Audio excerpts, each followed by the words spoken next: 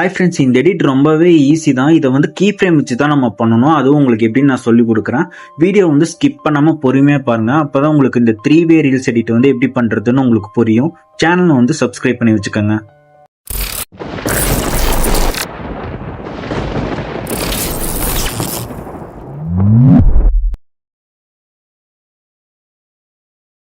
Photo option வந்து select பண்ணிட்டு ஒரு ஃபோட்டோ வந்து ஆட் பண்ணிக்கோங்க. நீங்கள் ஒரு 10 ஃபோட்டோ மட்டும் டவுன்லோட் பண்ணி வச்சுக்கோங்க. அனிமி கப்பிள் அந்த மாதிரி கொடுத்து குரோம்லேருந்து கூட நீங்கள் டவுன்லோட் பண்ணிக்கோங்க.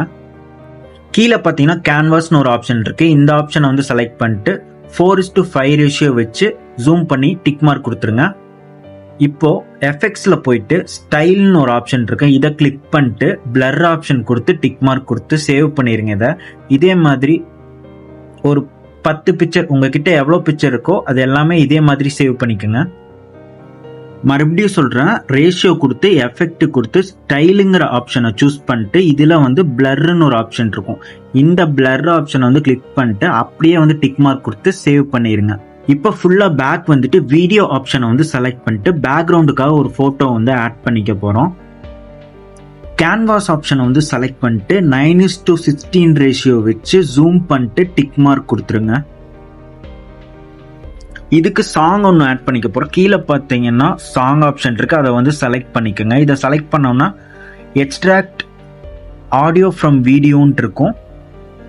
இதை நீங்கள் கிளிக் பண்ணிங்கன்னா உங்கள் கேலரியில் இருக்கிற வீடியோ ஏதாவது செலக்ட் பண்ணிங்கன்னா அதில் இருக்கிற ஆடியோ வந்து தனியாக பிரிஞ்சு வந்துடும். நான் வந்து மை மியூசிக்கில் சர்ச் பண்ணி ஒரு சாங் வந்து நான் எடுத்துக்க போகிறேன். இந்த மை மியூசிக்கில் இருக்கிற சாங்ஸ் எல்லாமே உங்கள் ஃபோனுக்குள்ளே இருக்கிற சாங்ஸ் தான். மெமரி கார்டில் உங்கள் இன்டர்னல் ஸ்டோரேஜில் இருக்கிற சாங்ஸ் தான். இதில் ஒரு சாங் வந்து நான் செலக்ட் பண்ணிக்கிறேன். டிக் மார்க் கொடுத்துட்டு இப்போ பார்த்தீங்கன்னா இந்த மெயின் கிளிப்பிங்கை வந்து டச் பண்ணிக்கோங்க. சைடில் பார்த்தீங்கன்னா டியூரேஷன் ஆப்ஷன் இருக்குது. இதை வந்து செலக்ட் பண்ணிங்கன்னா இந்த பென்சில் ஐக்கான் கொடுத்து இந்த சாங் வந்து எவ்வளோ செகண்ட்ஸ்க்கு உங்களுக்கு வேணுமோ அதை வந்து வச்சுக்கோங்க. நான் வந்து 30 செகண்ட்ஸ் வச்சு ஓகே கொடுத்துக்கிறேன். இப்போ மேலே கொஞ்சம் அப்படியே மூவ் பண்ணிங்கன்னா பேக்ரவுண்டுன்னு ஒரு ஆப்ஷன் இருக்குது. இந்த ஆப்ஷனை வந்து செலக்ட் பண்ணிங்கன்னா உங்களுக்கு இந்த மாதிரி பிளர் ஆப்ஷன்ஸ் எல்லாம் கேட்கும். இதில் வந்து உங்களுக்கு பிடிச்ச பிளரை வந்து நீங்கள் சூஸ் பண்ணிக்கலாம். நான் வந்து இந்த பிளரை சூஸ் பண்ணிட்டு டிக் மார்க் கொடுத்துக்கிறேன். அப்படியே இந்த பிக்சரை வந்து ஃபுல்லாக கீழே ஃபுல்லாக இழுத்து விட்டுருங்க. இழுத்து விட்டால் தான் உங்களுக்கு பேக்ரவுண்டில் இருக்கிற பிளர் வந்து தெரியும் உங்களுக்கு.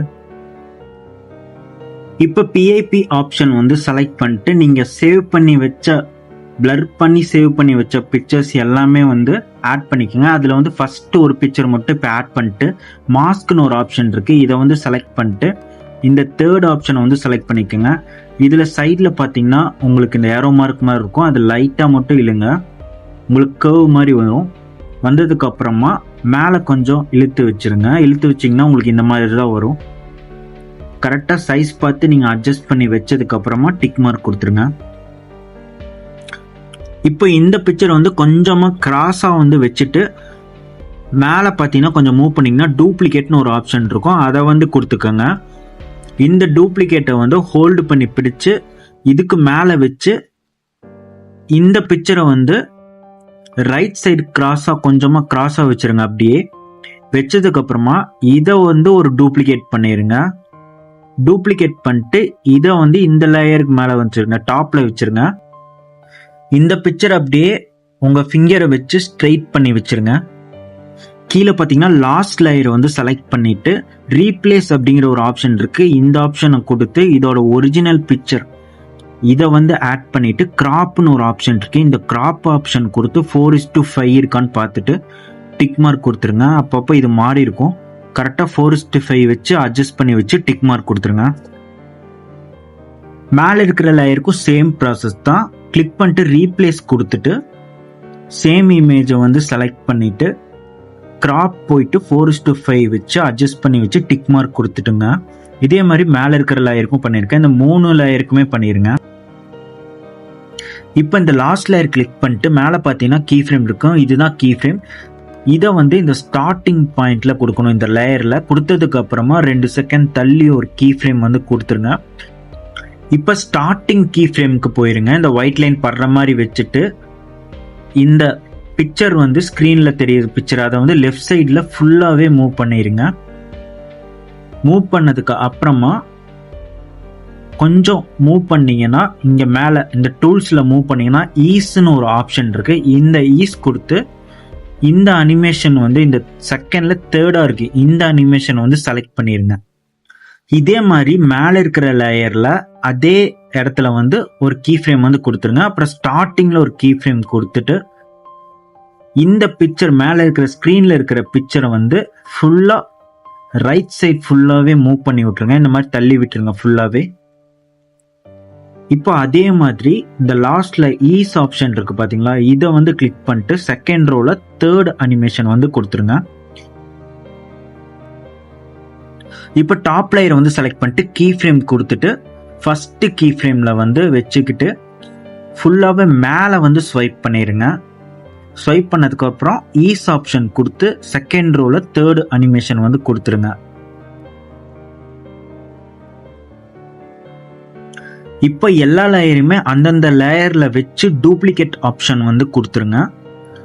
கொடுத்ததுக்கு அப்புறமா ஒவ்வொரு லேயரும் நீங்க கிளிக் பண்ணி மேலே பார்த்தீங்கன்னா ரீப்ளேஸ்னு ஒரு ஆப்ஷன் இருக்கு, அந்த ஆப்ஷனை கொடுத்து பிக்சரை வந்து நீங்க சேஞ்ச் பண்ணிக்கலாம்.